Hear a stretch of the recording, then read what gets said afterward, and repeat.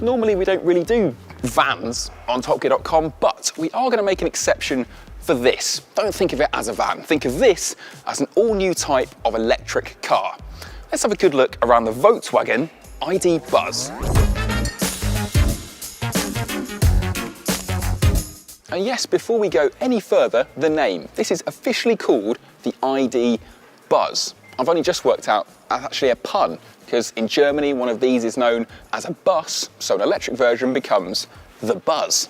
I thought that for the production version, and this is the finished one, that they'd call it something boring like the IDV. But no, they've stuck with the concept car name. So that means when people ask you, what are you driving these days? You're actually going to have to look them in the eye and say, oh, well, I drive a Buzz. The next thing they're going to ask you is, which Buzz have you gone for? Because there's going to be loads of these things. There's also going to be the panel van version, the ID Buzz Cargo.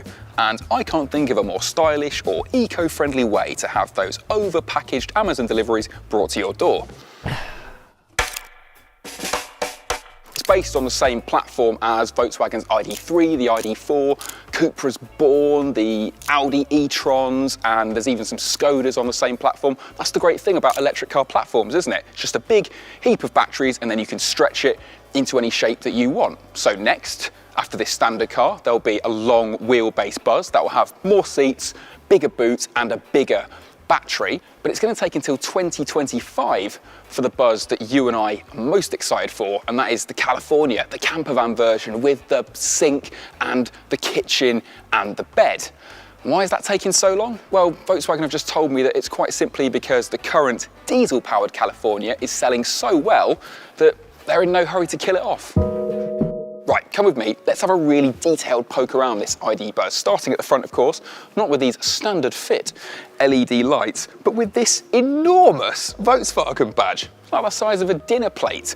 They've not done this through styling insecurity. That is a deliberate homage to the classic Type 1 microbus from the 1960s, the hippie bus. Quick bit of history for you. Volkswagen's actually been promising to do a retro cool van like this for about 20 years. There was the microbus concept, then the bully concept, then the Bud E concept, and finally in 2017, an ID Buzz concept, which thankfully they've barely changed. This production car has a grille down the front with some radar cruise gubbins, but it still looks really clean. Okay, more styling stuff. You can have 18, 19, 20, or these 21-inch wheels. There are 4 options of two-tone paint colour, or you can have it all in one colour if you're boring. It stands 1.9 metres tall, the Buzz. Volkswagen says that is so it fits in most European parking garages and multi-storey car parks, but just make sure you've taken your canoes or your mountain bikes off the roof first. This thing starts at about £50,000, but it could very quickly get more expensive. Now here's a bit of T1 inspiration you might not have expected, because the Buzz is actually rear-engined. Of course, that engine isn't an air-cooled, clattering Beetle power plant, it's all electric, but that electric motor is mounted down here. It's tucked out of the way, and the Buzz is rear-wheel drive. Obviously, that is not for hooning purposes, it's so that you get a big cabin, and it means the wheels at the front can pivot and turn that much tighter, and you get a really handy turning circle. So this will spin round in just over 11 metres. That's about the same space as a Golf needs, so the Buzz should be very, very agile at getting out of the festival car park. The drive system is taken from the Volkswagen IDs you already know. So in this Buzz Pro, there's a 77 kilowatt-hour battery. It's got 200 horsepower, 229 pounds-feet of torque. The car weighs over 2 tons, but should still do 0 to 60 in about 8 seconds. Real-world range should be around 250 miles. In 2023, there'll be a smaller battery Buzz Pure kicking off the family at around £50,000. The long wheelbase Buzz will get the even bigger battery, and in future, they might even do a fast 4-wheel drive GTX version. But that's all electric car stuff you've heard before. So let's go and have a look at a new type of electric car interior. Now, the idea in here is you get a similar amount of space as you would in a conventional Volkswagen T6 van, but in a shorter overall car, because of course up front, there's no need to package an engine and a cooling system, so that brings advantages for the crash structure and the longer wheelbase. I must say, it doesn't feel like I've exactly let myself into Wembley Stadium after hours here, but, oh, I mean, look, tons of legroom and headroom. The main thing you notice is we make life so difficult for ourselves by being obsessed with buying SUVs. I mean, I've got so much more space back here than I would in a Tiguan or a Touareg because there's a low floor, because this car doesn't need to pretend it goes off-road. Getting in was super easy because the door opening is enormous and even the windows are huge. It's just a happier place to travel. And now I know that you're obsessed with practicality, join me in the boot. It's enormous, 1,100 litres back here, even with all 5 seats up. And I must say I do like this clever little Buzz logo etched into the trim. However, I have just spotted some technology that's worrying me in the front. Let's go and have a look. Okay, welcome aboard. Get into your captain's chair. Let me put your armrest down for you. That is one heck of a commanding driving position. I half expected oxygen masks to drop from the ceiling when I got in. And that windscreen does look an awfully long way away, but you have to remember that beyond that, there's not really any jutting bonnet, so parking should be a doddle. Now, this interior design, I think, means someone at Volkswagen is a big BMW i3 fan. The i3's just gone out of production and probably a bit too ahead of its time, but the spirit of that lodge interior lives on in the Buzz. Look at all this open pore, unpolished wood and the flat scalloped surfaces. There's no oppressive cliff face of plastic as a dashboard. It feels welcoming.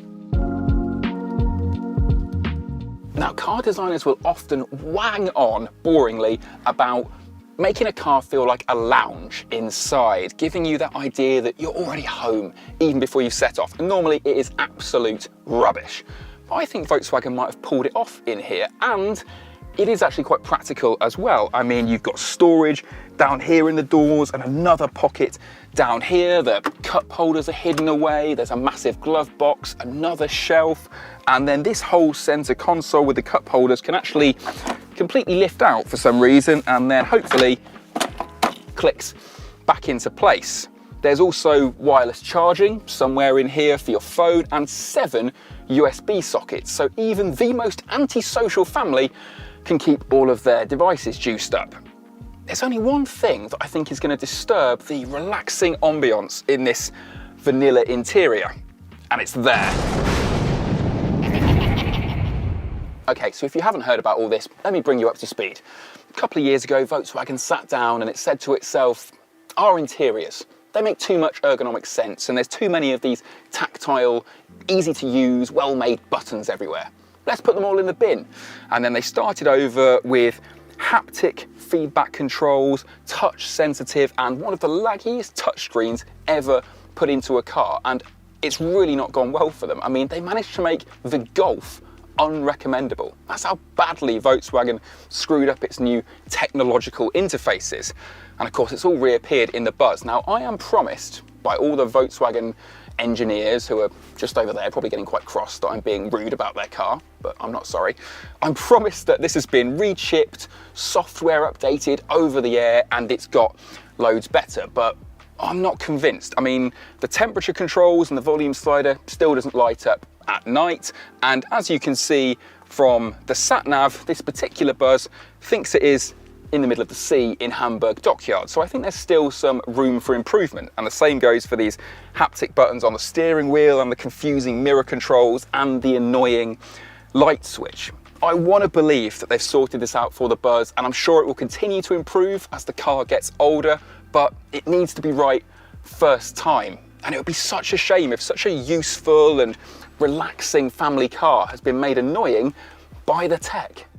There's also tech that's downright scary. This car has got Volkswagen's latest car-to-car communications, so it can download data from other Volkswagens nearby in the cloud and be warned about traffic, or even if there's road markings missing, and that the clever cruise control should prepare itself for missing white lines.